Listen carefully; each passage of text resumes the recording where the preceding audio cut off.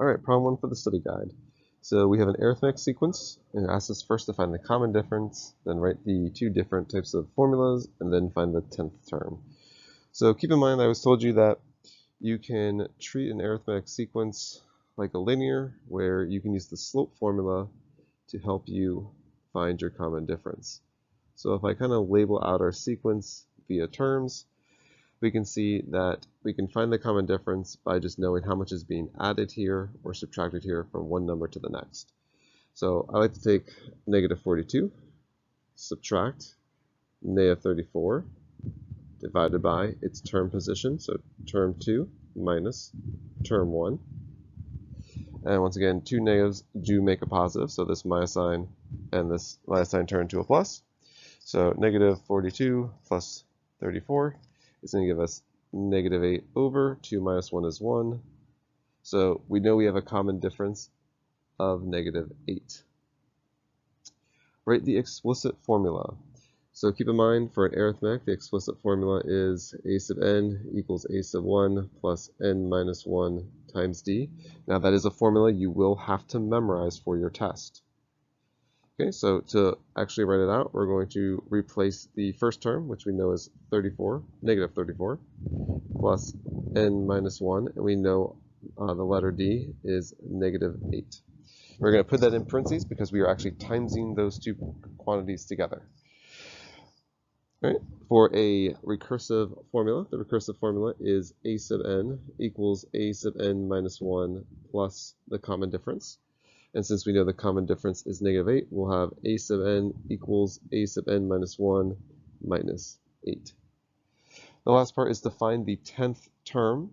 So we're just going to use our formula. A sub n equals negative 34 plus n minus 1 times negative 8. And we will be finding the 10th term, so all the n's will turn into 10s. And so we'll just deal with the parentheses first. So we're going to get 9.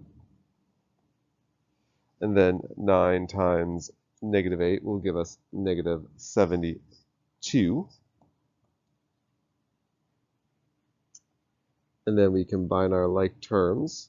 So negative 34 minus 72 is going to give us negative 106. And that would be the 10th term in our sequence.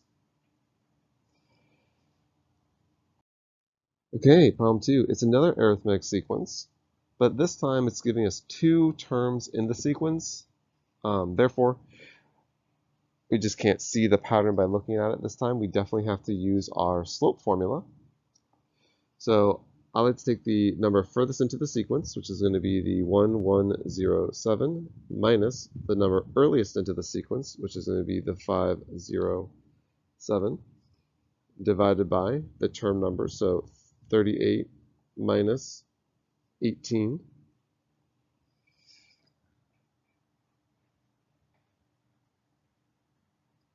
So we have 1107 minus 507. We have 600. And the denominator, 38 minus 18, is going to be 20. And so 600 divided by 20 is going to give us 30. And that is our common difference. It's asking for term 1. To figure out term 1, we are going to need our explicit formula. So a sub n equals a sub 1 plus n minus 1 times d. Now we can choose which particular term we want to use. I'm going to use the term 18. So I have term 18 equals a sub 1 plus, since we're going to use term 18, the n is going to be 18 minus 1, and our d is 30. Now we know term 18 is 507, so I'm going to replace this a sub 18 with 507. And now I'm going to solve for a sub 1.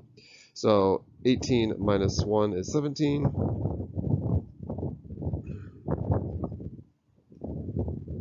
Seventeen times 30 is going to be 510. Subtracting the 510 over, we get negative 3. So now we know term 1 is going to be negative 3. So part C asks us to write the explicit formula. So a sub n equals -3 plus n minus 1 times 30. Part D asks us to write the recursive. So it's going to be a sub n equals a sub n minus 1 plus 30. All right, problem 3, geometric sequences. So geometric sequences have a multiplication / division patterns.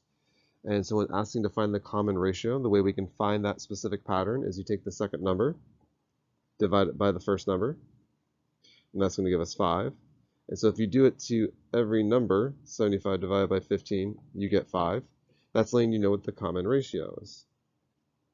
To write the explicit formula, that's going to be a sub n equals a sub 1 times r with an exponent of n minus 1. Since we know the very first term of this sequence is 3, we can write it as a sub n equals 3 times 5 n minus 1 as an exponent. The recursive formula for geometric is just a sub n equals a sub n minus 1 times r. And since our r is 3, we just write a sub n equals a sub n minus 1 times 3. Finding the 8th term, we're going to use our explicit formula. A sub 8 equals 3 times 5. We're going to make that n an 8 minus 1. So 8 take away 1 is 7, so we have 3 times 5 to the 7th. And so I'm just going to type that into a calculator. And once again, when you type into a calculator, it should look like this. And you're going to get the number 234,375. That is the 8th term of our geometric sequence. Okay, we have another geometric sequence, but this time we have 2 terms for the sequence and not a list of the numbers of the sequence. So to find our common ratio, we have a bit of an issue here. We can see that the term positions are not next to each other. So we're going to have to do a little extra work to figure this out. Once again, when doing the common ratio, you're going to take the term furthest into the sequence. So we care about term 5. We're going to put that in the numerator, 625. We're going to divide that by the one earliest in the sequence, which is 5. So 625 divided by 5 is going to be 125. Now, since there's a big gap between their position in the sequence, we have to go ahead and use a radical to help simplify this. Now, the index of that radical is based on the difference between the two positions. So 5 minus 2 is going to give us 3. So we are going to do the third root of 125. Now, if you're using one of my blue calculators, as a reminder how to do that, you're going to type in the number 3 because the index is 3. You're going to hit the second button. You're going to hit the caret button, and then you're going to see this in your calculator. Then you just type in 125, hit enter, and you're going to get the number 5. And so now we know that the common ratio is 5. Now they want to know what term 1 is. There's a few different ways to do it. Now the nice thing is that we have term 2. So if we know term 2 is 5, and dot dot dot over here, term 5 is 625, to move forward in this sequence, we are multiplying by 5. So to go backwards in our sequence, we do the opposite, which is just divide by 5. So 5 divided by 5 is 1. So now we know that term 1 is 1. We want to write the explicit formula. So once again, our formula is a sub n equals a sub 1 times r to the n minus 1. And so for our sequence, we have a sub n equals 1 times 5 to the n minus 1. Recursive, a sub n equals a sub n minus 1 times r. And once again, this time, our common ratio is a 5, so we have times 5.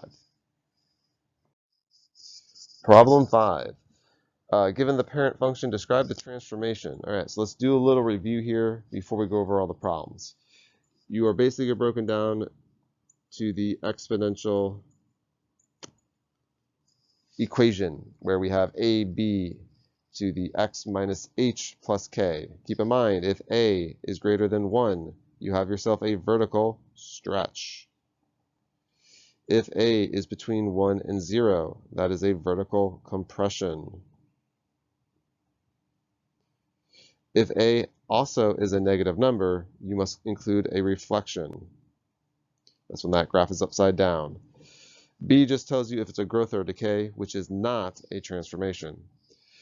H is letting you know left and right. If you have x minus h, you go the opposite direction. So it translates right. If it is x plus h, it goes the other direction. So it's going to translate left. For k, if k is positive, it translates up. And if k is negative, it's going to translate down. Once again, when you're describing up, down, left, and right, please include the word translates, or do expect Mr. Sika to mark you wrong. Problem part A is asking us to describe this transformation. So we have a negative sign for our A, which means we have a reflection. We have a 1/2, which means we're between 1 and 0 for A, which means we have a vertical compression.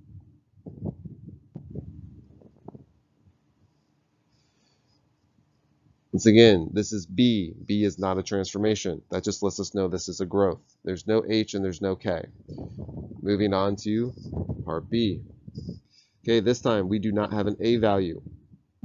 We only have a B to the x minus 5 plus 6. Right up here, x minus 5. That's x minus h. That translates to the right. So we translates right 5. Then the k, it's positive, so we're going to translate up 6.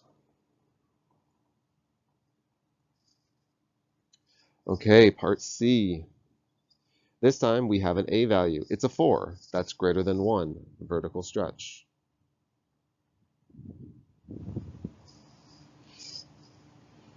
We have no H, but we do have a K. It's positive, so it's going to translate up 1.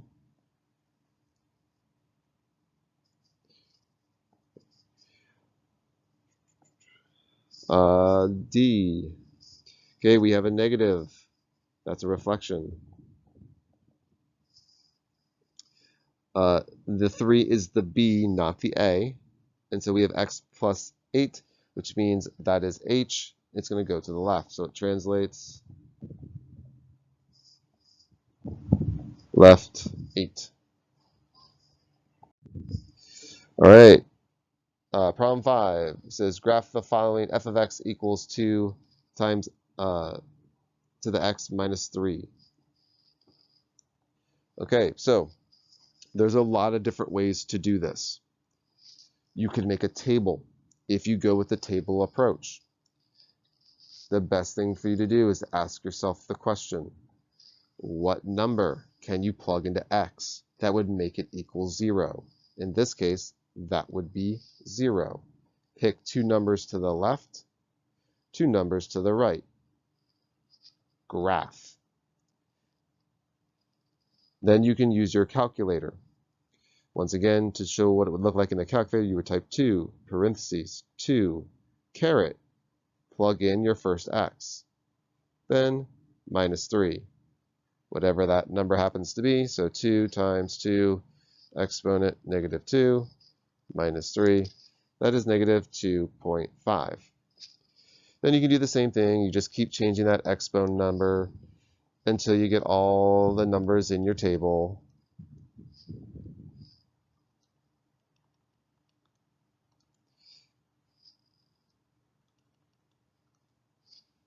And then you can graph those points. Make sure when you're doing this, you graph your asymptote. And as a reminder, your asymptote is your k value. And so you can now just plot all those points. Now, I'm going to go ahead and graph my asymptote. Oh, sorry, asymptote's at negative 3.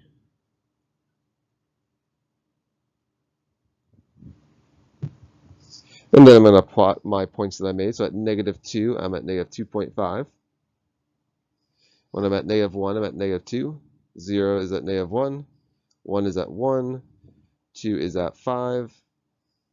And then I connect my points. Wow, I really missed that last point there. All right, let's try it again. And then we have our graph. On the bottom, it says state some key features. It wants to know what the y-intercept is. We can see it's on the y-axis at 0, -1. It asks for the asymptote, and remember, to write an asymptote, it's y equals the number. Remember that dashed line is representing a line for us. We're drawing that as a line. It needs an equation. The range, that's the y values that makes our green graph. That graph cannot go below that -3. Remember, that's the asymptote. It's where the graph is heading towards for the y's. It never goes past it. So our range would be all the y values that are greater than -3, because that graph is above -3. In behavior, remember our notation is x approaches, y approaches. Now it's looking for the left side. We care about what's happening over here. That means if we're looking to the left side, the x's are going on forever to the negatives because we're always looking to the left. But where's our y heading to as we go to the left? As our graph goes to the left, as we can see here, it's going to the left. It flattens out, heading towards a specific number. It's always going to be our asymptote.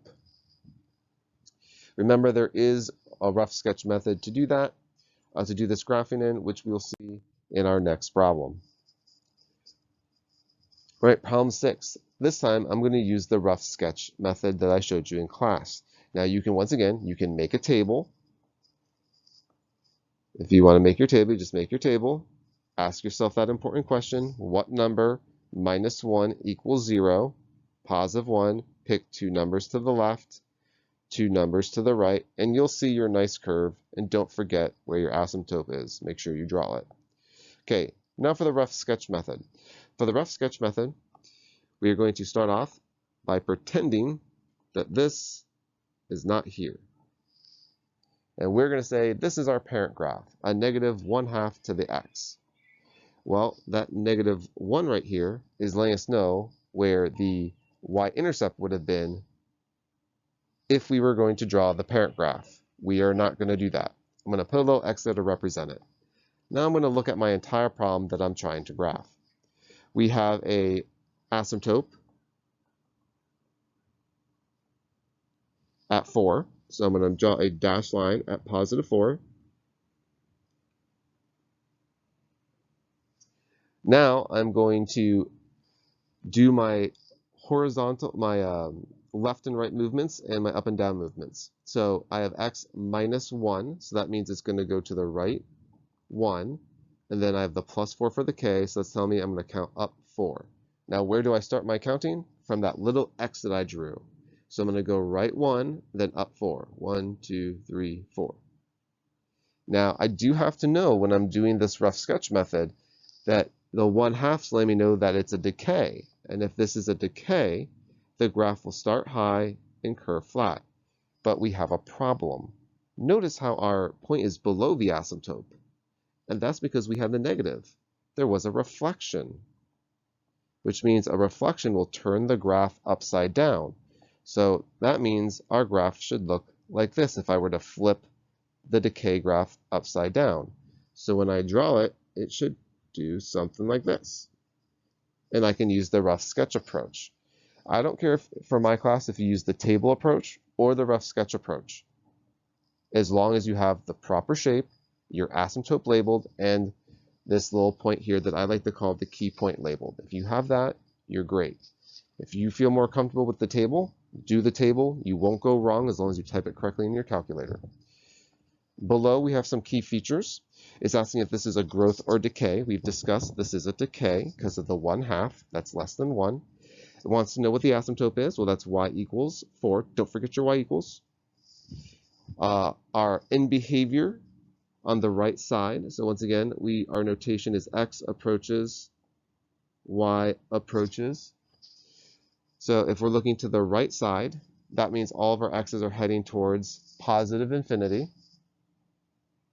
And where's the y approaching? So we're kind of just looking at this curve here. As this graph is curving this way, it's heading towards a specific number. It's heading towards that asymptote.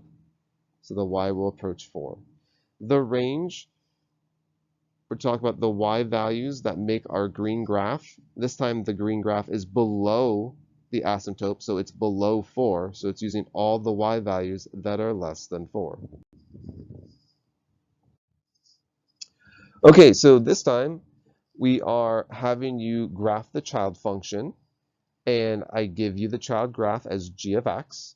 And all I'm really looking for is that you move the points in the right location that you see that are pre-marked that you can fit on the graph that's being shown. So the black graph is the parent graph. It's the f of x graph here. And then for part A, it's done some transformations. So here we have x minus 2, which means it does the opposite. So it's really going to go to the right 2. And then x minus, then we have the negative 1. So we're really counting down 1. Now, keep in mind, we do have an asymptote, and we should draw it for our child graph. Our asymptote is at negative 1. So I'm going to draw my dashed line at y equals negative 1. Now I know that I have to count my points right 2 and down 1. So I'm going to do that for every point. 1, 2, down 1. 1, 2, down 1. 1, 2, down 1. 1, 2, down 1. And now I just connect my points, and I've got my curve. I'm going to do the same thing for part B. This time I have an a value. It's a negative, which means it's a reflection. And I have an x plus 3, so it goes in the opposite direction. And I don't have a k value, which means my asymptote is not changing. It's going to stay right here. I am going to draw it so we can see it. Okay. We are going to do a reflection, and then we're going to count 3 to the left. So a reflection means that each point's going to flip from the top to the bottom. And then I'm going to count left 3. So looking at, say, this point right here, I can see it's 1, 2, 3, 4 units above, so it has to go 4 units below. 1, 2, 3, 4, but I have to count left 3. 1, 2, 3. I'm going to do the next point. I'll use a different color. So I'm going to look at this point right here. It's 2 units above the asymptote, so it has to be 2 units below if I'm doing a reflection. So 1, 2. Once again, I have to go left 3. 1, 2, 3. I'll do my next point here. It's 1 unit above the asymptote, so it'll be 1 unit below, but left 3. 1, 2, 3. Same thing here, going to go below. It's a little marking below there, then left 3. 1, 2, 3. And now I just connect the points.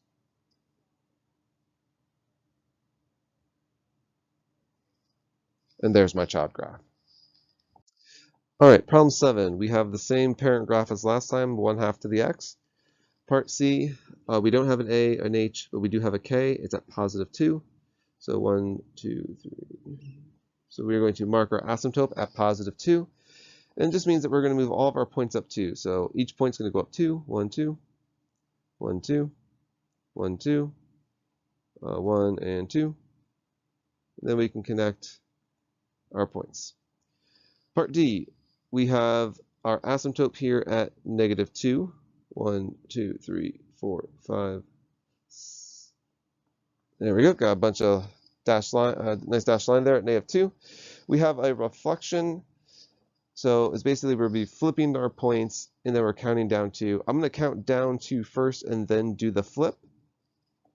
So I'm going to go 1, 2. So that point's right there. And now I'm going to flip it. And so it's 1, 2, 3. It's 4 units from the asymptote. So it's going to be 4 units below.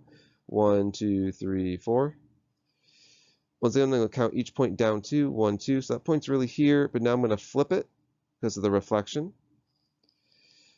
And then we're going to go down 2. 1, 2. So it's right here. But then we're going to flip it. And then we're going to go down 2. So it's here. Then we're going to flip it. So remember, I'm flipping this because of the reflection. That's why it's below the asymptote. And so here is our child graph. Okay, problem 8. It wants us to write the exponential equation. So our exponential equation is y equals ab to the x plus k for these kinds of problems. Now, first thing we want to do is always figure out what the k is. Remember, k is the asymptote. And this time we can see the asymptote is going to be at 0 because the graph flattens out at y equals 0. So in reality, we really have the equation y equals ab to the x because we know this guy right here is a 0, so he doesn't really matter. Now, if you're in my class, Mr. Sika's class, I kept showing you that a is the distance from the asymptote to the y-intercept, but this time they don't show us the y-intercept, which is a problem. So we have to go with a slightly different approach. That's not a big deal, so don't freak out. All it is, if you look at the points, remember, exponentials have a pattern, just like geometric sequences. So if we kind of look at our numbers, if we look at points, if we look at C, where we have, say, a sub negative 1 is 0.75, and then a sub 0 is, a sub 1 is 3, and then a sub 2 is 6. The question is, what multiplication's happening here from term 1 to term 2? Well, that's multiplying by 2. Well, your r for a geometric sequence is the same thing as your b for an exponential, because geometric sequences will make exponential patterns. The only difference is you don't connect the points, but in a exponential one, you do. So to find b, you just have to figure out what are they multiplying by, and you just look at the y values, and it's usually pretty obvious. If you ever have a hard time figuring it out, honestly, take one number, take whatever, if x is 2, take the 6, divide it by where x is 1, and if you divide the ones right next to each other, it's going to tell you your b value, just like it would tell you your r value. It's the same thing. So our graph is growing by a multiplication of 2. So we know the b is 2.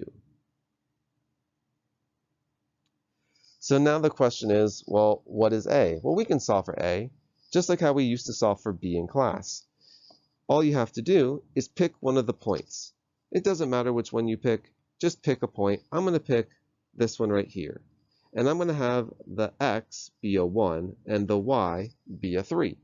So if I'm doing y equals a, b is a 2, x, and now my y is a 3, my x is a 1, 2 to the first power is 2. So 2 times a is just 2a. I'm going to get a by itself by dividing by 2. And I learned that a is really 3 over 2. Or if you prefer the decimal 1.5, you could write 1.5. It doesn't matter which one you use. So your equation is essentially 3 over 2 times 2 to the x. So problem 9, we have another one. It's another exponential that doesn't have the y-intercept labeled for us. But we can tell that the asymptote is right here at 0, which means that equation, y equals ab to the x plus k, we really don't need the k because it's a 0. So we're really just looking for a and b. So we have the same problem as last time. We don't know what the y-intercept is, so we can't count that distance to figure out what a is. It's no problem. All we got to do is figure out what is the pattern? What is the r? Which is essentially what is the b? So in this case, we can see when x is negative 1, we're at 5. And then when x is positive 1, we're at a 1.5. Well, we kind of have to figure out what is this pattern that's going on, because when we're at 1.5, when b is 2, when x is 2, now it's at 0.63. Well, I always like to use the 2 points that are right next to each other to do my division. So I'm going to take the one furthest in, which is going to be the 0.63, and I'm going to divide it by the 1.25. And this is going to give me my b, the pattern of multiplication. 0.63 divided by 1.25 is going to give me 0.504. And that's going to be my b value. Now, that should make sense because this is between the numbers 0 and 1. And if b is between 0 and 1, it's a decay graph. which means the graph should have this kind of shape, which is exactly what we have here. So now that we know that b is 0.504, we just have to find a by once again picking a point on our graph. And it doesn't matter which one you choose. I'm going to pick ones with nice whole numbers. So I'm going to pick C. So 5 is the y, and -1 is going to be my x. So I have 5 equals a 0.045, and x is -1. So I'm just going to go to my calculator, and I'm going to type in 0.504 with an exponent of -1. And it's going to give me a bit of a long decimal, 1.984. I'm just going to go out to 3 places here. And then I'm going to go ahead and divide both sides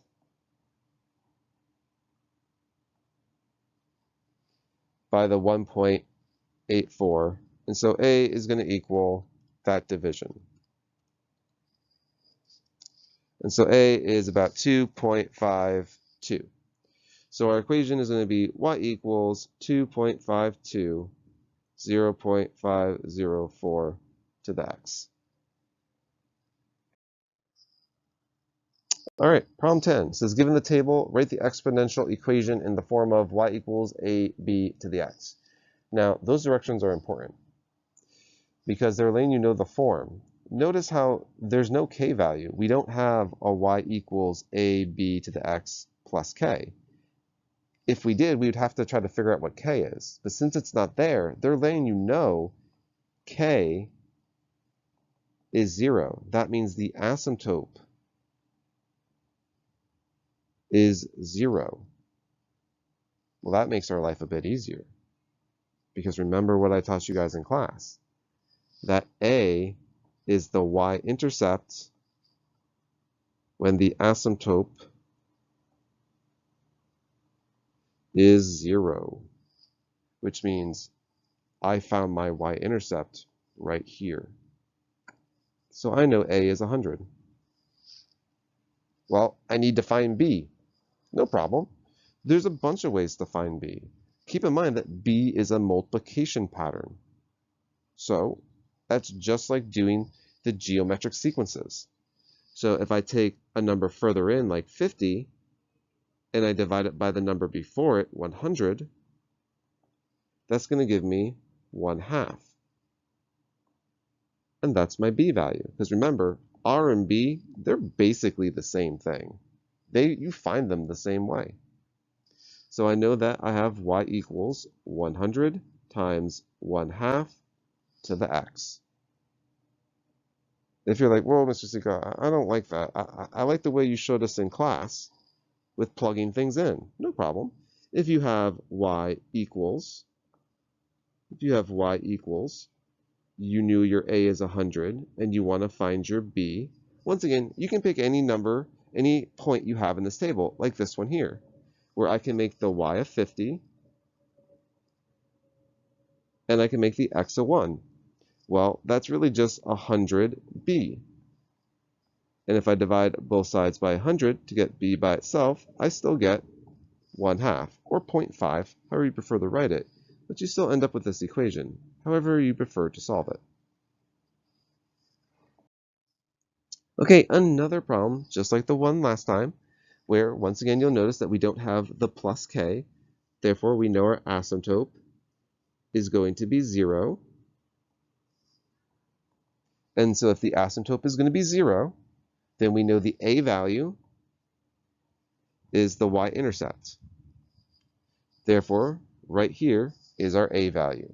So we have y equals 40 b to the x. We just need to figure out what b is. Once again, I've shown you 2 different ways of doing that on the last problem. So I'm just going to go ahead and take the 120, and I'm going to divide it by the 40. So 120 divided by 40 is going to give us 3. So I know that our b is a 3. So y equals 40 times 3 to the x. And you've written the equation. Number 11. Okay, so it says given the function y equals negative 2 to the x plus 2 is graphed below. Solve, so we're solving the following equation with the graph above. Some answers may need to be estimated. So this is where we had to have an equation, and we wrote it as two separate ones. So for part A, it would basically be, in class we did it as y equals 1, and then y equals negative 2 to the x plus 2. And we made a table for this second one. And we just looked where the two lines crossed. That's this problem. But I already drew the curve for you. You just have to draw the horizontal line. So I'm drawing a horizontal line at y equals 1 for part A. So where y is equal to 1 for part A is right here. They intersect at this location. That x value is 0. So if I were to solve that equation here on the left side, I know it's 0. That's what x equals. Let's look at another one. Part B. This time it's at negative 1. So if I'm going to solve this equation using graphs, I draw a line horizontally at y equals negative 1. I look for that intersection. Now this time it's between 1 and 2. So I have to kind of estimate. It kind of looks like it's around maybe a 1.6. And you can argue a 1.5 pretty easily. I think either one of those would be really great answers. Part C. This time we are solving part C's equation using a graph. So we're going to draw a horizontal line at y equals negative 6. Intersects right here, and so its x value is 3. So x equals 3 would be the answer to this equation. And that's your study guide.